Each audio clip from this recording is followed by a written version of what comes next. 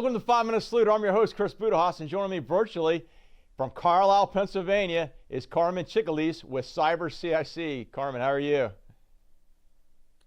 Hi, Chris. How are you? It's great to see you. Thanks for having me on the show. No, hey, man. First of all, thank you for your service to the nation. So let's give the audience a little bit of background. So where are you from originally, and what do you do in the military?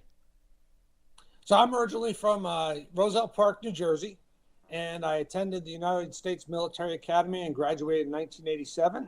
I went into the Army Signal Corps, and around mid-career, I changed over from Signal Corps into information operations or information warfare after a fun stint at the Fort Meade and the National Security Agency. Yep. And from there, I did some assignments with 1st Cav Division, Special Operations Command, and then the Joint Forces Staff College, and eventually the Pentagon, where I had the Army's information operations and cyberspace operations portfolio for the last 4 years of my career. Wow. So you really got into it early, this whole space of cyber. It sounds like you got into it early. And in your post-military career, what did that look like? So what did you end up doing? And then what is Cyber CIC? Yeah, so I left in 2016. I experimented with some things. I did some substitute teaching. I applied for some college director positions for cybersecurity.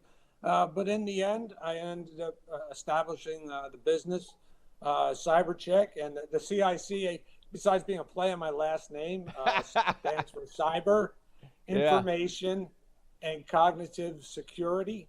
And we were doing a lot of Department of Defense work for cyberspace and information operations for like the first 7 years. So we did a lot of work with that. And then, some more, partly market forces, but really my own personal interest changed after nearly, over 35 years of doing DoD work. I just thought it was time for a change, and we kind of reorganized a bit, and now we specialize in cybersecurity for any client. We'll do federal, SLED, state, local, and education, and small and medium-sized businesses. But we're doing more work on the private and commercial side, cybersecurity, and focusing on the client's needs in that space. And no specific market, any client, any space, you can really meet their needs for cybersecurity. We'll take on anybody, but we do focus on a particular market. We focus on the small and medium-sized businesses. Okay. And the reason we do that is my observations from being in the government and then being in some groups afterwards, or that these large businesses and the government have the resources that they need to do cybersecurity. But these small and medium-sized businesses, a few things you run into. A, there's not enough talent to go around where everybody can get a full-time support. B, they don't need it, and they cannot afford full-time support. So there is a great need for fractional support. And what we do in an ideal situation is we go in, we conduct a cyber risk assessment. We help proactive leaders make informed risk-based decisions to protect their company on their timeline. We help make their people smarter, their processes stronger, and their technology decisions more strategic. We like to say we help avoid crisis. We help keep cybersecurity boring. Yeah. Now, for those who wait too long, we can assist you, and we help reactive leaders make crisis decisions to save their company on the adversary's timeline. Frankly, if you hire someone like us, we'll get paid more doing the latter, but we really don't want to do that. We want to help you stay out in front of the problem. But we really try to present it to the business owner to let them make the decision.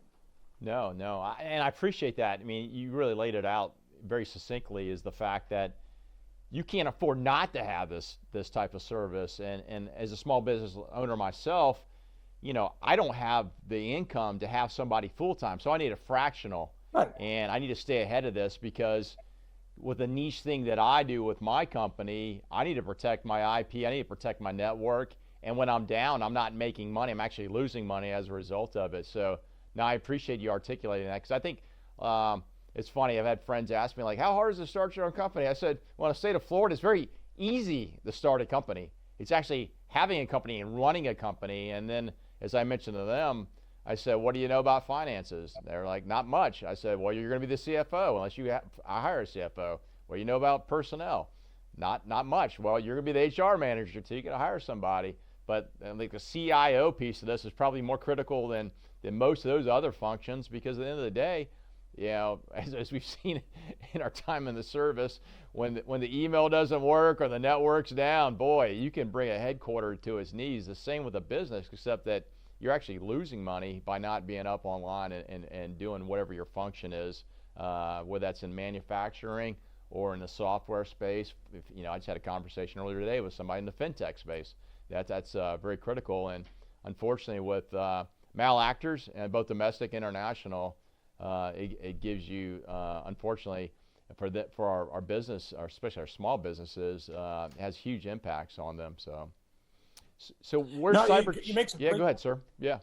No, you bring up some great points. I like to say that the first important decision that a small, medium-sized business makes for cybersecurity is to pick a great IT partner, because they can get them set up with the basics that they need, like multi-factor authentication, antivirus, perhaps even endpoint detection if they need that, patch updates. Those things, the basics that they need to do. But where sometimes it gets challenging is that cybersecurity is more than just IT risk. It is a business risk. And there's more to it. And, after you have that great partner, that's where we kind of come in, and we want to work with your IT team and the rest of the organization and make everybody better. We don't want to be a threat to anybody. And so sometimes you can have some frictions with the information technology or the managed service provider. But that's not our take on it. We're there to make everybody better. We're not IT experts. I think a good way of looking at it, though, is, just like you said about communications being available to the command or to the company, they look, their primary focus is on availability, making sure the communications and the data is available when you need it. Yeah. The chief information security officer or the cyber expert's going to look at also integrity, make sure that the information hasn't been manipulated, and then also confidentiality, that nobody who's not supposed to see it sees it. And sometimes those other two factors can cause some friction against availability, and we just want the business owner to be able to make that informed decision and weigh those risks. Thanks a lot. No, I appreciate you saying that, and then true articulation of the need and that you're filling a gap and a capability that all companies need these days, regardless of what you're doing. So Carmine, how do folks find CyberCheck? Well, we're available online at CyberCheck or cybercic.com. We're also on LinkedIn. I'm available on LinkedIn, and we're available on X and also on Facebook. So we're out there in social media and our website. And of course, hopefully we'll have some other ways to get a hold of people. We are also writing quite a bit, and we're writing in the space affecting wealth management and some of the changes that are going on there, because that's a very interesting market right now, and what they're going through. Awesome. Well, hey, what we're going to do is take all your contact information. I'll put it in our show notes. We're going to publish here in the next 24 hours. Love to have you on after the new year on our Tech Champions to kind of continue to expand this conversation, and very critical to our company. So thanks for your time. Thanks for your service to our nation. Much appreciated.